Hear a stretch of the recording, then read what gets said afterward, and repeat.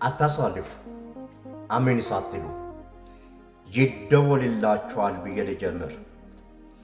በዚህ በሁለት ቀን ውስጥ ለጋና ለጥቂት ቀናቶች ይቀርቷል። ለማያስፈልጋችሁ በማንኛውም ጉዳይ በኢየሱስ ስም ይደወልላችኋል። መጽሐፍ ቅዱስ ሲናገር ፊልጵስዩስ ምዕራፍ 4:19 አካባቢ አምላኬም እንደ ባለጠግነቱ መጠን እንደምን በማያስፈልጋችሁ ኤቨሪቲንግ ማንኛውም ጉዳይ ሲደወልላችሁ አያለሁ። በናዝሬቱ በጌታ በኢየሱስ ስም በዚህ በሁለት ቀን ውስጥ በስልኮቻችሁ ላይ አስደናቂ ነገር ይሆናል። በዚህ በሁለት ቀን ውስጥ ያልጠበቃችሁት ታምራት ይሆናል።